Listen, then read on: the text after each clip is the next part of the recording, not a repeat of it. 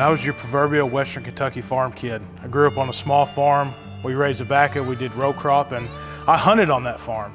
We hunted squirrels, we hunted deer, bass fished, everything like that. I really didn't get into waterfowl until, honestly, I got my driver's license at 16 because my dad wasn't a waterfowl hunter. He was old school, he was a homebody, and his kind of mentality was, if it can't be done here on the family farm, I don't really want to be doing any of it. So I hunted and fished my whole life from about the time I was 4, but I really didn't start chasing ducks and geese till I was 16. So my dad was old school, and I actually have an old family. So my dad passed away in 2011. He was born in 1945. His dad was born in 1901. So you're talking my granddad, you've got a span of almost 120 years, and they were hunting for food back during the Great Depression. So we've always been hunters and honestly gatherers to a certain extent, but my dad was a hunter, he was a fisherman, hunted ginseng. Both my parents were public school teachers. I tell everybody Tommy Barton was kind of like a real world Indiana Jones. He was an educator, but he did a lot of things outdoors. He knew how to do a lot of things with his hands, and I like to try to carry on his legacy.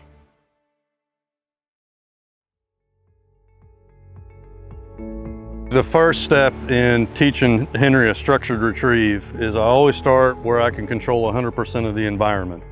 What I mean by that is I don't want to send him on a retrieve where he can pick that up and then go running all around the country and I never get it back.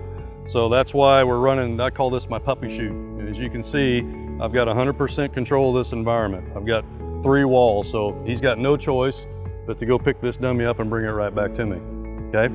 So we're gonna show you that retrieve now, and then we're gonna show you steps 2 and 3 after we get out of here. Leave that. Teal.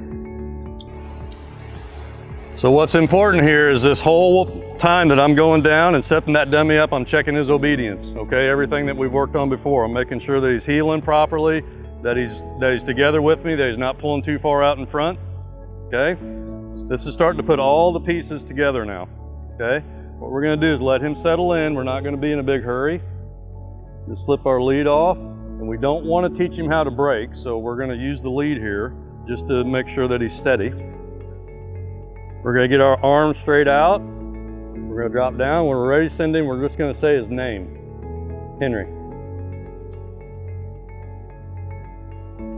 There we go, we got our bird. Good lad. Dead. Good, sit. And that was a perfect, straightforward early retrieve for Henry. He did everything he was supposed to do there. It looked great. Kate, you ready to give this a try? Okay. Good, I like how you checked what he was telling you. That looks nice. Good. Okay, take your time here.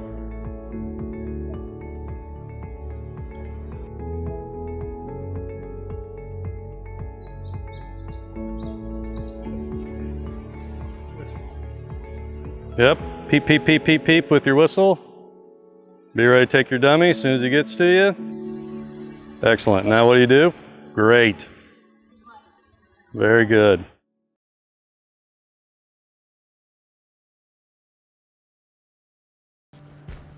This right here is gonna be the money maker.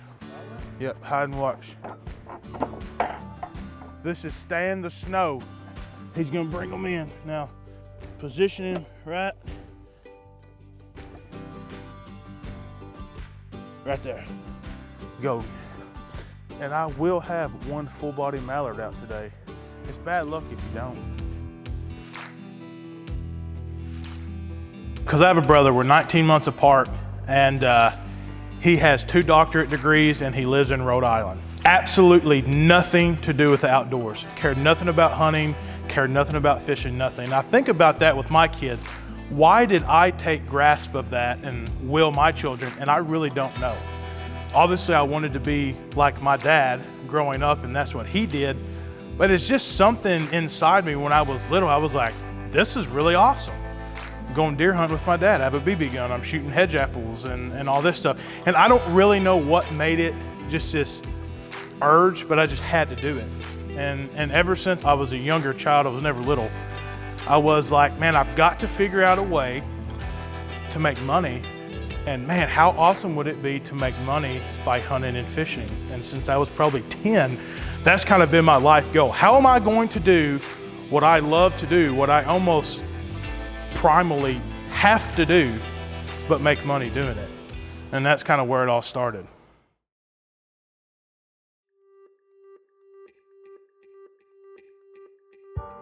So this is really step 2 here at the kennels on their lining and early retrieves. Now we've moved out of the puppy chute and we've moved outside of that. And what I've got here is a solid wall, and this could be a solid fence that you can find at home, a net fence that they use for cattle, something like that. But you want it a little bit solid where you control at least part of the environment, okay?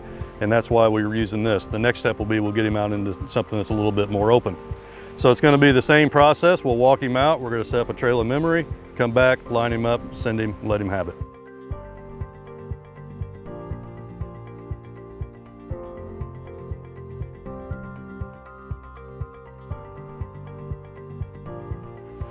Okay. Take your time, let him settle. Good.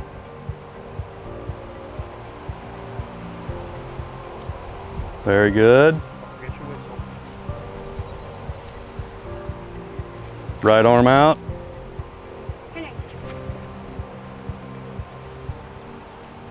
Peep, peep, peep, peep. Good. Take your dummy as soon as he gets there. Call him to you. Here. Here. Good. Dead. Now what? Sit. Good boy.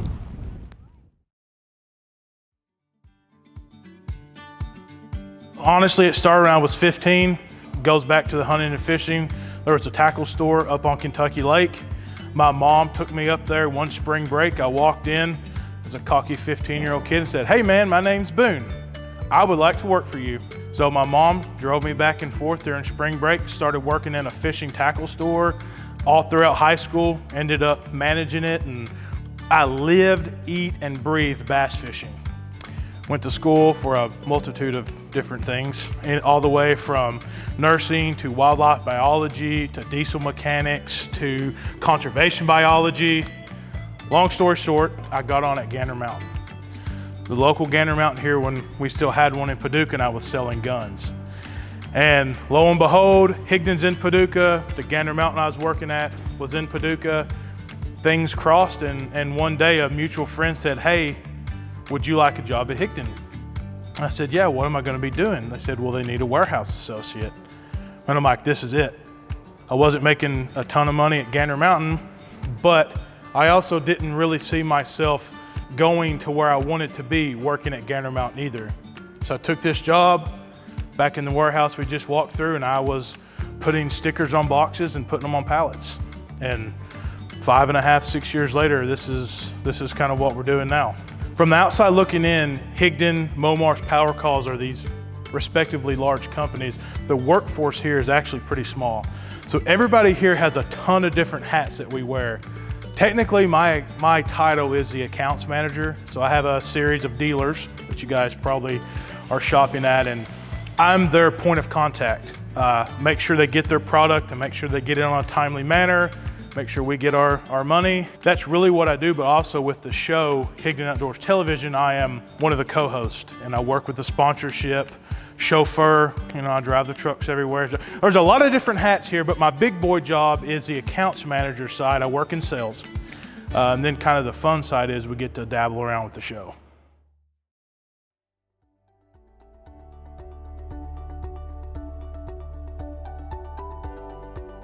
So the third step before I take Henry out into the open, which is to come later, we're not ready for that yet, is I'll move him to my split rail fence, but this is a little bit more open out here. So we have a little bit less control of the environment, and hopefully what we've done in steps 1 and 2 are going to transition to out here, okay? You're gonna get that right arm straight out, and when you're ready, just say his name. Henry.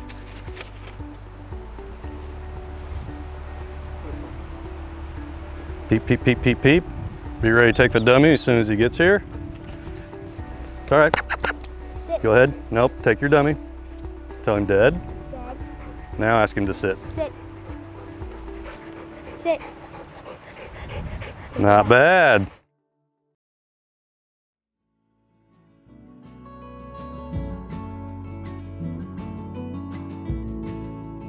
If you ask a lot of people that, they'll tell you about the day in Canada that they had 12 guys in the field and they shot 12 limits of geese and 12 limits of ducks. Don't get me wrong, those are amazing days, but I really go, obviously with the passing of my dad, I think back to the few times that I was able to take him duck hunting. Since he didn't duck hunt, he never took me, but I was able to take him a few times before he passed away, and honestly, I don't remember how many ducks we killed, what the scenario was, or anything like that, but kind of when I was getting started, figuring things out, messing everything up, because me and my best friend to this day, we absolutely knew nothing except we wanted to duck hunt. So we started figuring it out. So it had to have been those early memories, kind of figuring everything out, going with my dad, going with him, sleeping out in the duck boats over the split so nobody would get the hole. But then there's the numbers. I mean, if you've been waterfowling for a while, you've been in on great hunts, you've shot a bunch of birds, you've been under a vortex of 50,000 snows, those are all great. But I look at the littler details and really what kind of company you're surrounding yourself with for the hunts.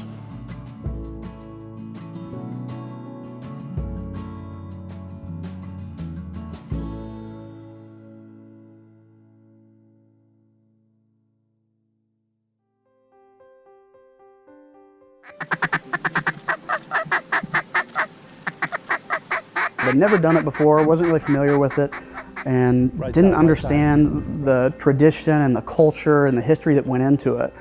But after a few years of shooting the show, you know, and being around the guys and seeing how passionate they were about it, and seeing the birds get dressed in the field and breasted out and preparing the food and eating them, and realizing like this is a culture and a way of life that is really special to these guys.